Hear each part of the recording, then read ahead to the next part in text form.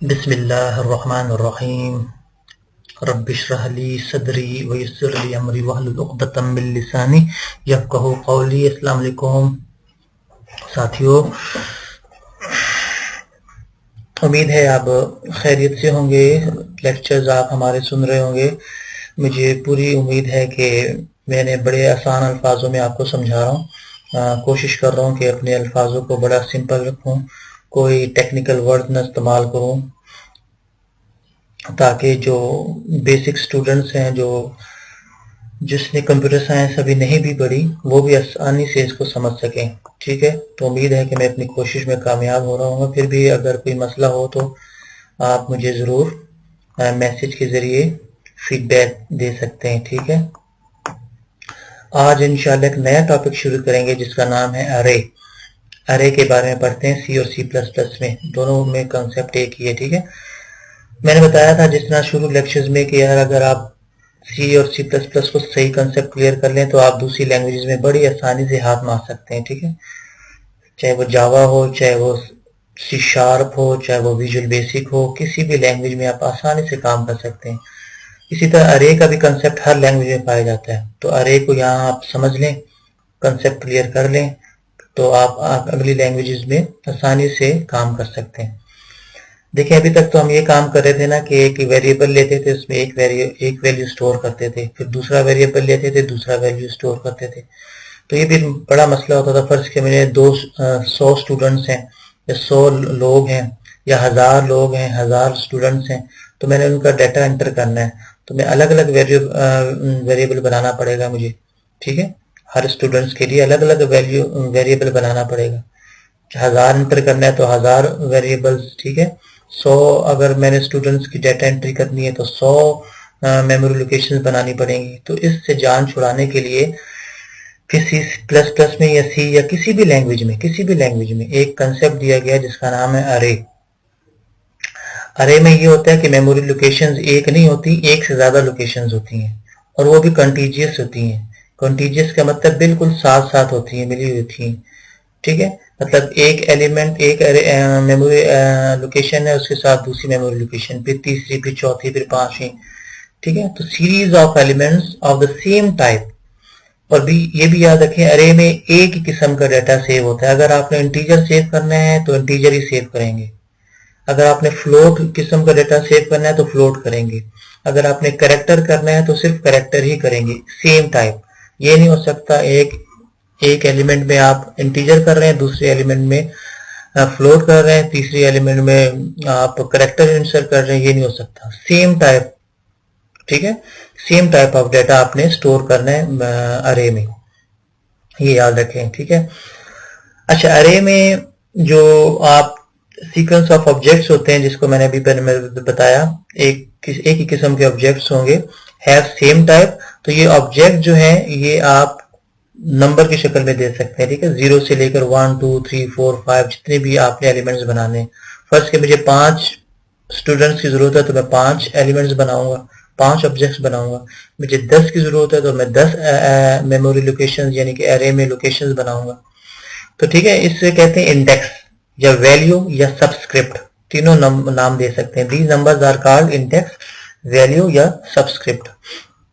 तो subscript locate in the elements position with in the array. तो इसका syntax देखते हैं आगे। ये देखिए सिंटैक्स है इसका। सबसे पहले आप टाइप बताएंगे अरे की, उसके बाद अरे का नाम लिखेंगे, नेम, उसके बाद बड़ी ब्रैकेट डालेंगे। ठीक है, कैपिटल ब्रैकेट, उसके बाद अंदर आपने एलिमेंट्स लिखने, और फिर ब्रैकेट बंद, और फिर सेमीकोलन। ये अरे की डिक्लेरेशन है, आपने अरे को डिक्लेयर करना है। ठीक हो गया ना। सी में या C++ में आपने अरे को इस तरह डिक्लेयर करना है। पहले आपने टाइप बतानी है, टाइप का मतलब आपने किस किस्म का अरे बनाना है, इंटीजर का बनाना है, इंटीजर डाटा एंटर करना है, या फ्लोट डाटा एंटर करना है, या कैरेक्टर डाटा एंटर करना है, वो वाली टाइप।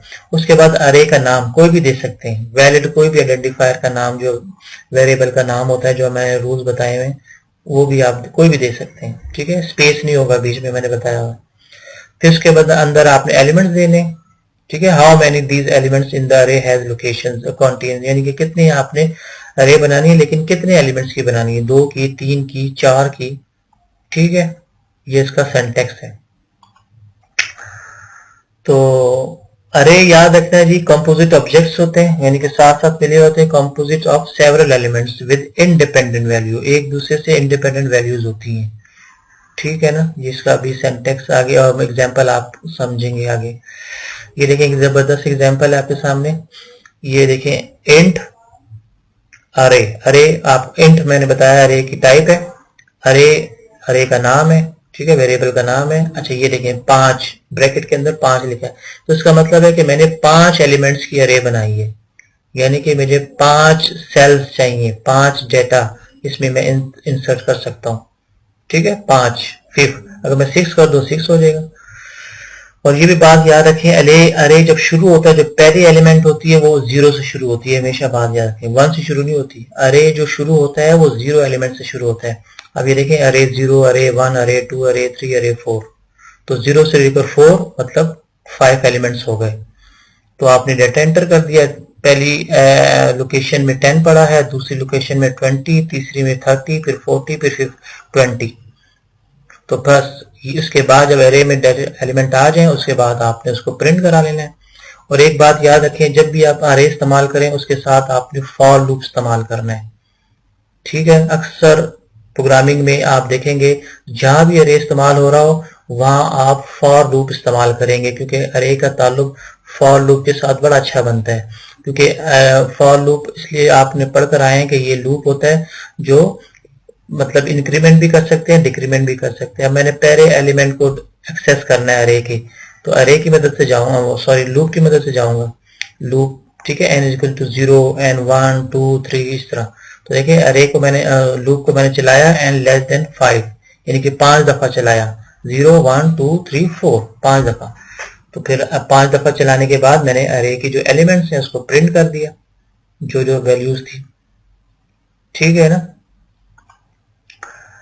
ये इनिशियलाइजेशन है अरे की, आप इस तरह भी इनिशियलाइजेशन कर सकते हैं, ठीक है। ये देखें आपने शुरू में प्रोग्राम में आपने इनिशियलाइजेशन का मतलब आप प्रोग्रामिंग जब कोडिंग कर रहे हैं उस वक्त ही आपने वैल्यूज देनी है अरे की, तो आप इस तरह भी कर सकते हैं, ठीक है। मुख्तलिफ किस्म की इनिशियलाइजेशन है, आप at the time of programming भी इनिशियलाइजेशन कर सकते हैं, और आप सी इन की मदद से जब प्रोग्राम रन हो जाए उसके बाद भी आप एंटर कर सकते हैं। तो जब आप प्रोग्रामिंग कर रहे हो, ठीक है, चाहे वो विजुअल सी हो चाहे वो सी शार्प हो, जो भी हो, तो आप इस तरह भी इनिशियलाइजेशन कर सकते हैं। यानी कि अरे के बाद आपने कितने एलिमेंट दिए, 1 2 3 4 5 एलिमेंट्स हैं।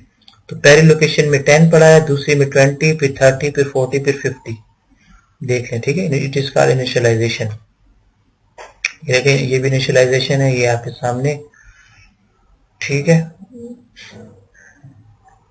तो इनिशियलाइजेशन जब आप करेंगे तो वो दरमियानी ब्रैकेट जो होती है उसमें आपने वैल्यूज देनी है, और अरे को जो आपने इनिशियलाइजेशन करनी है अरे के बाद जो ब्रैकेट देनी है वो आपने बड़ी ब्रैकेट देनी है, देखें, ठीक है। ये फर्क है जरा। ये दूसरी एग्जांपल है, इसमें देखिए कितने एलिमेंट्स हैं, 1 2 3 4, ये सिर्फ 5 एलिमेंट्स हैं, और बाकी जो एलिमेंट्स हैं देखिए खाली हैं। हालांकि इसने 10 इनिशियलाइजेशन की है लेकिन वैल्यू कितनी दी है, 5, और बाकी जो है खाली पड़े हैं, 0 0 0 0 0। देखें इसने अरे को जो दिए हैं मतलब उसने 10 खाने बनाए हैं, लेकिन 10 खानों में 5 खानों में डाटा एंटर है, मतलब ये हो गया, और बाकी 5 खाने खाली हैं। हालांकि देने चाहिए थे लेकिन इसने नहीं दिए। अगर नहीं देंगे तो आपके जो 5 एलिमेंट्स हैं, 5 खाने हैं, वो बिल्कुल खाली पड़े रहेंगे, ठीक है ना। तो ये भी एग्जांपल है कि अरे की, देख लें, ये भी एग्जांपल है, ये वही चीज है जो पहले आप करके। अच्छा ये देखें एक भी इसमें बड़ी जबरदस्त बात बताई गई है कि अरे को आपने 3 खाने बताए हैं, 3 एलिमेंट्स, लेकिन आप 5 एलिमेंट्स इसमें एंटर कर रहे हैं। तो क्या मतलब होगा इसमें, मतलब ये होगा कि सिर्फ और सिर्फ 3 खानों में डाटा आएगा, बाकी जो 2 हैं 40 और 50 ये नहीं आएंगे, ये इग्नोर हो जाएंगे, ठीक है। देखिए एरर भी आया है नीचे, टू मैनी इनिशियलाइजेशन, देखिए एरर है कि आपने यार एरे को तो 3 सेल्स बताए गए, 3 खाने बताए हैं, लेकिन आप उसमें डाटा दे रहे हैं 5, और लूप आप चला रहे हैं आप तकरीबन 10, ये भी गलत हो गया। तो इसमें एरर है किस्म का, ठीक है ना। आपने मतलब अरे 3 एलिमेंट्स बता दिए, 3 खाने बताए हैं, 3 सेल्स बताए, 3 ही देने चाहिए, लेकिन आपने उसको 5 दे दिए, तो गलती हो गई, एरर आएगा इसमें। ये देखें जी, अरे हमने 5 दिया तो 5 ही हमने एलिमेंट्स दिए। ये एट द ये देखें एट द रन टाइम है, मतलब जब आप रन कर लें उस वक्त जब आप मांगेंगे वैल्यूज, ये उस टाइम आप वैल्यूज देंगे। अभी पीछे एग्जांपल में आपने एट द कोडिंग आपने वैल्यूज दी थी, लेकिन ये सी इन की वजह से आप वैल्यूज दे रहे हैं। देखें 50, 40, 30, 20, 10 जो भी है, ठीक है। तो ये 5 दफा आपने वैल्यू देनी, 5 दफा इसलिए देंगे कि लूप भी 5 दफा चला गया। देखें, देने के बाद फिर आपने प्रिंट कर देना है। तो ऐसा करते हैं कि अब इसकी एग्जांपल करते हैं, ठीक है। आइए प्रोग्राम की तरफ जी शुरू करते हैं। बिस्मिल्लाह, अरे की प्रोग्रामिंग इंक्लूड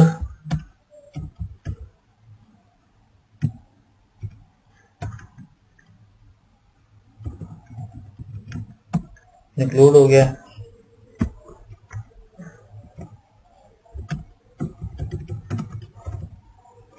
कौन हो आपको बताया, ये हेडर फाइल से होती हैं, ठीक है।